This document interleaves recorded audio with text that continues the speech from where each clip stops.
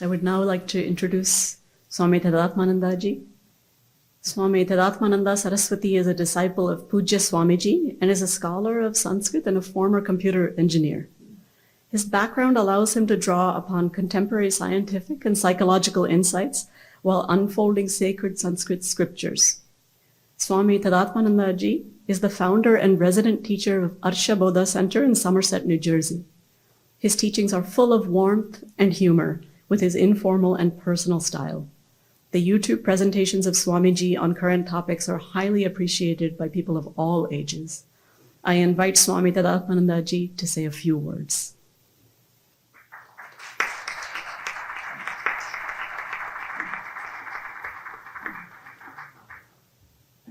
Many of you have been coming here for years.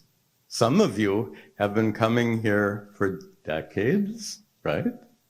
And chances are some of your friends or relatives happen to know that you've been coming here for those years or decades, and they know that you come here for the sake of spiritual teachings of Advaita Vedanta. They may or may not know the details, but they know in general why you're coming here. Have you ever been asked by a friend or relative? The question goes something like this. You've been going to Arsha Vidya Gurukulam for how many years? So are you enlightened yet? That's not an uncommon question. So are you enlightened yet? Or if it's someone who doesn't like you too much, it might end up being a little sarcastic. Obviously, you're not enlightened yet. I hope you don't have any such friends. Anyway, how to answer that question? Are you enlightened yet? That's the key word here. And if you want to answer them in a very technically correct manner, what you would say is, it depends. If you are asking if my Satchidananda Atma is enlightened yet, you ask, say you. If by the pronoun you, you're referring to my true nature, Satchidananda Atma, always enlightened, even before coming to Arsha Vidya Gurukulam, always enlightened. On the other hand, if you're referring to this one definitely not enlightened. In fact, it's not getting any lighter at all, it's getting heavier. Which is at least a fact for me. It may or may not be true for you. So, how can we...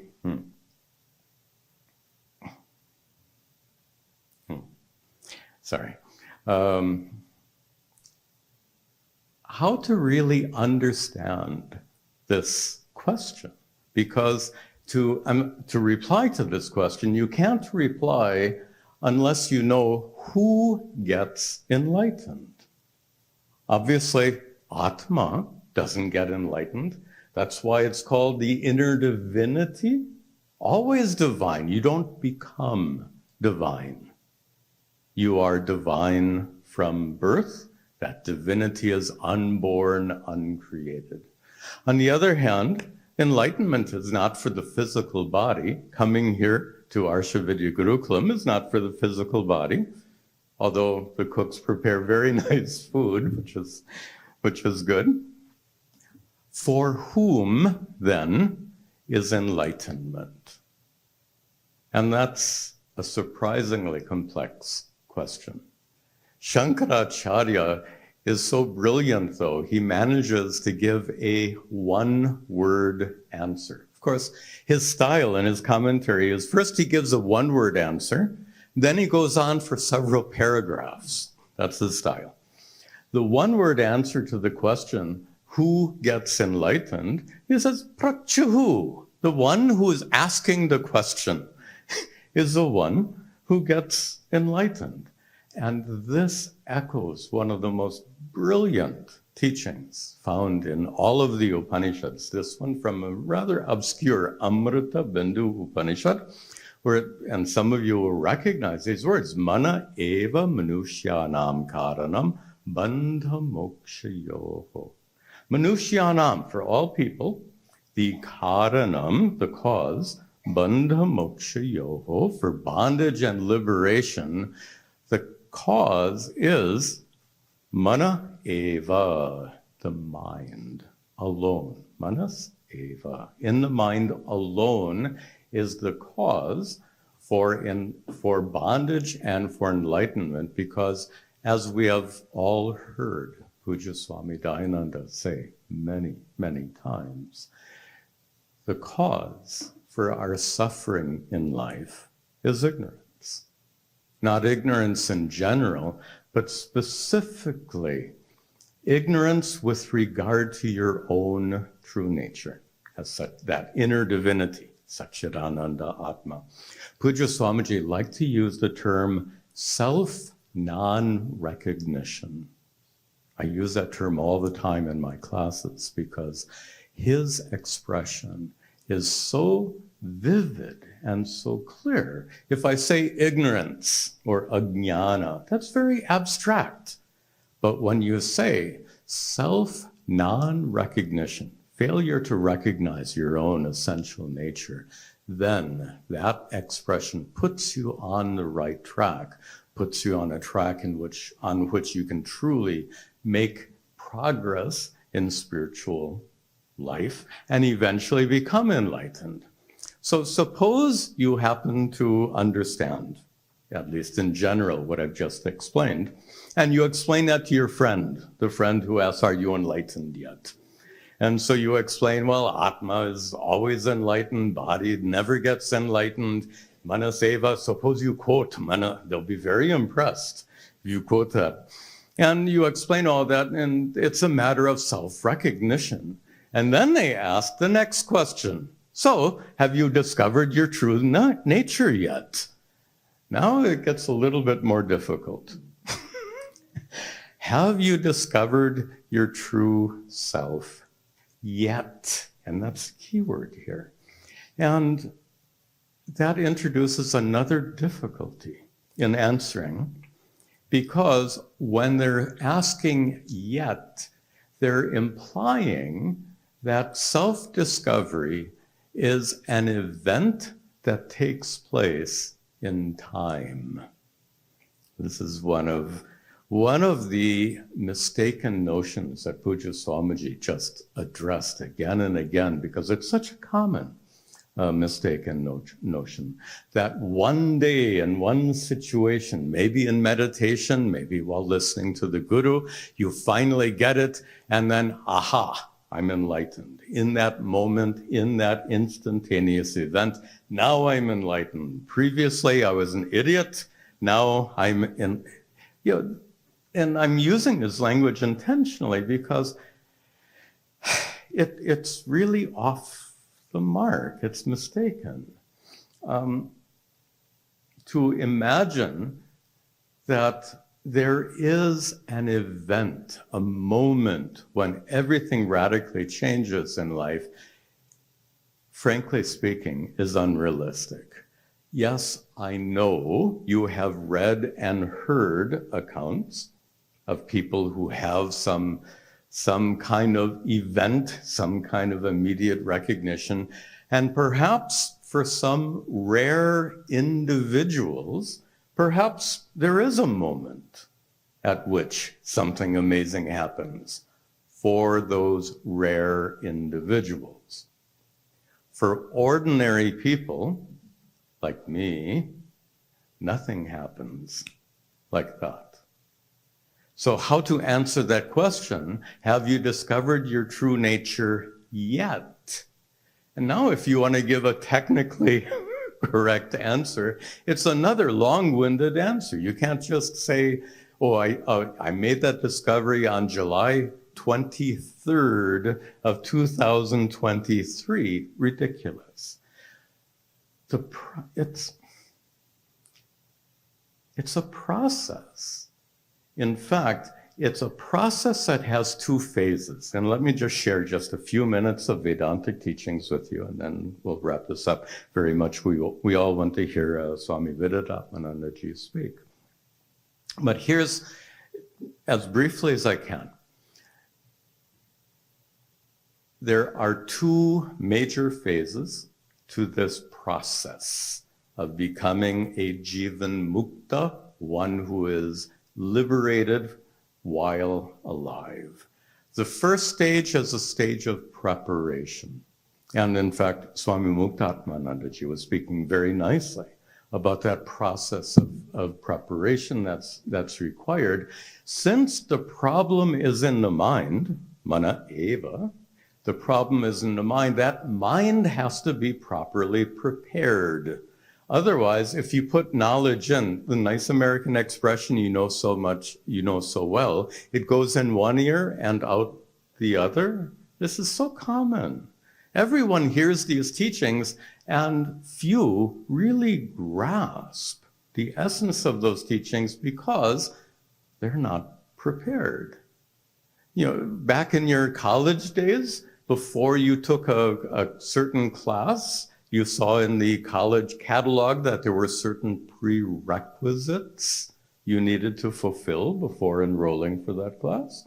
Well, in the same way, there are many prerequisites required before you can fully grasp these teachings of Vedanta. Those prerequisites are many, and as Swami Muktatma said, one of which is compassion. What a beautiful and important value. It's essential for the sake of preparing our minds so that we can grasp those teachings. The teachings are already there, but you're not ready. When you're ready, these teachings click in a manner of speaking. So there's a long process of preparation, and it can be very long. It can be years. For some, it can be decades. As long as it requires.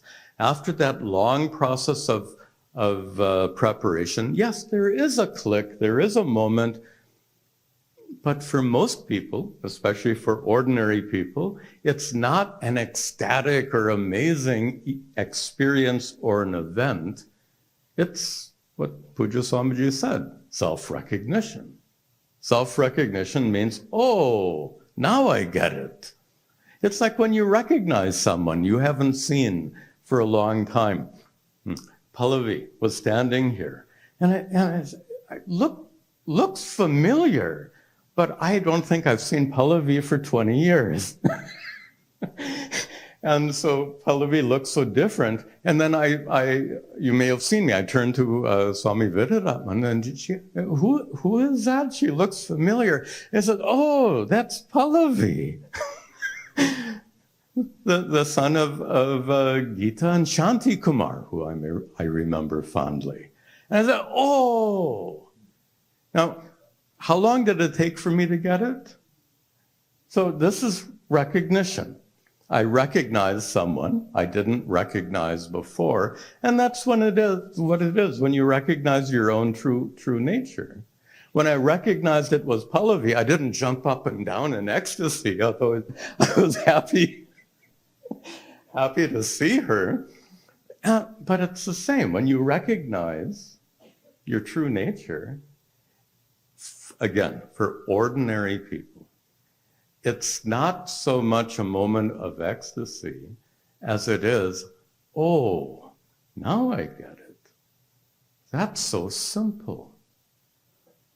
How could I have not seen that before? I think that's a much more accurate description of that moment of self-discovery, rather than so many of these fantastic accounts that you read and hear. So this long process of preparation concludes with that moment of discovery. Oh, now I get it. And then what happens?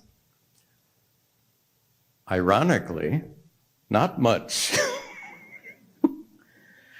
And the reason for not much is the fact that even though you have ascertained the highest truth, manaseva, we still have this mind to deal with. A mind which is incredibly habitual in nature.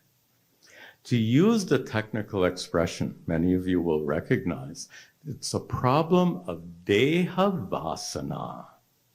Vasana means a deeply embedded conditioning, vasana. And here, it's a deeply embedded conditioning in the nature of identification with your body and mind. It's called Deha vasana. Let me explain it very simply. From your earliest memories, you were identified with this body and mind.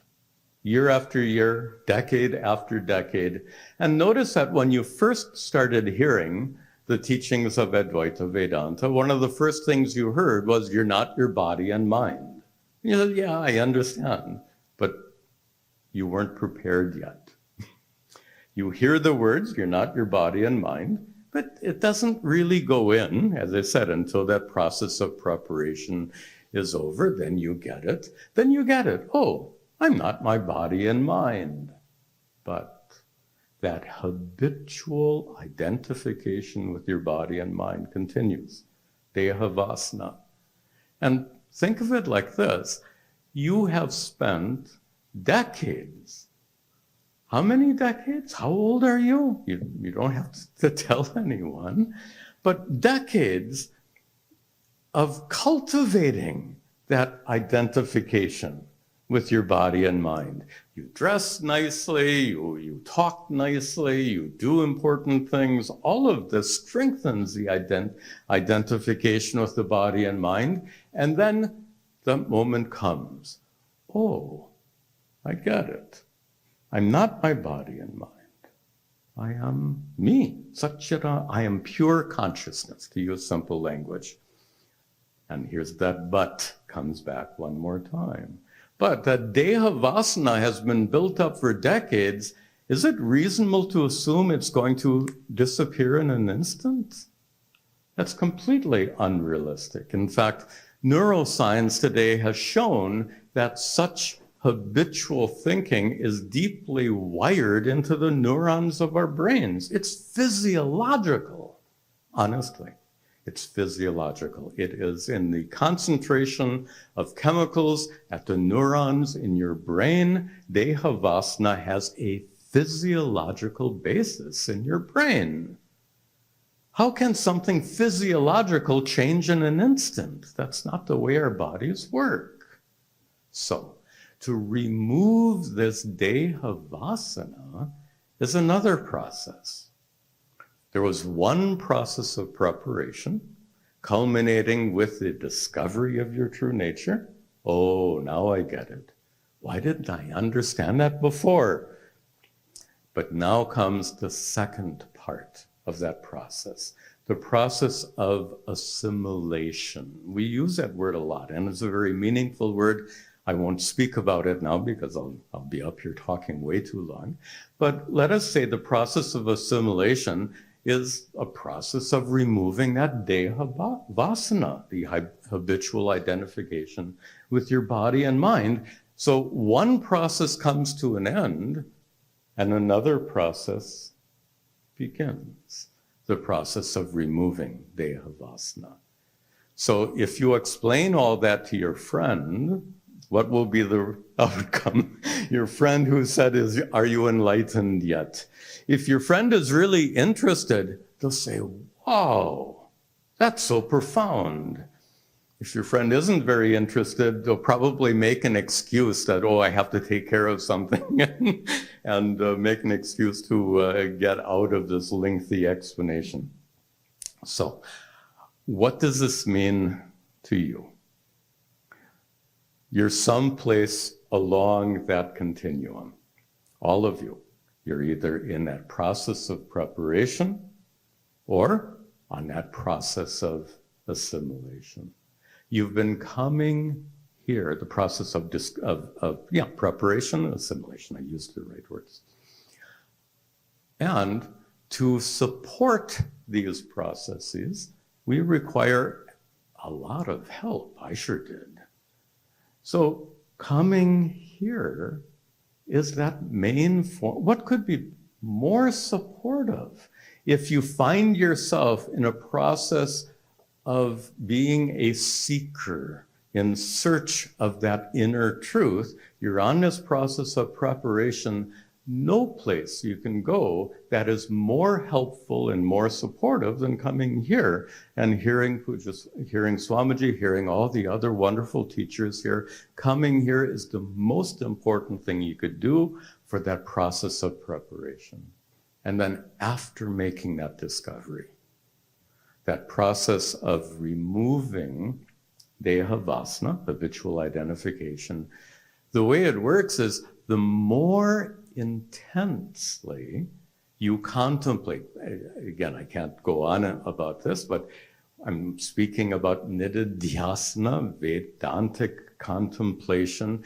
It's a matter of being immersed in these teachings. I remember Pujya Swamiji saying that you have to be immersed in these teachings for this assimilation to go on. In fact, the metaphor, he liked this joke, not joke, this metaphor. He said, if you take this, you call it rasagula, this ball of cheese, and if you want to make it, it's not rasagula until you dip it in the rasa, the sugar syrup. You dip it in, take it out and serve it. It's not rasagula yet. You have to leave it in that sugar syrup for hours, maybe overnight, before it's absorbed the sweetness. You see where this is going? We need to be absorbed in these teachings for a long time to absorb the sweetness of these teachings of Advaita Vedanta.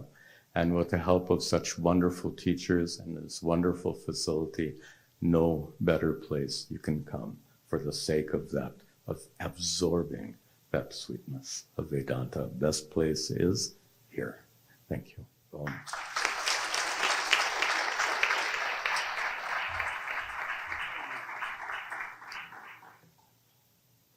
Thank you, Swamiji.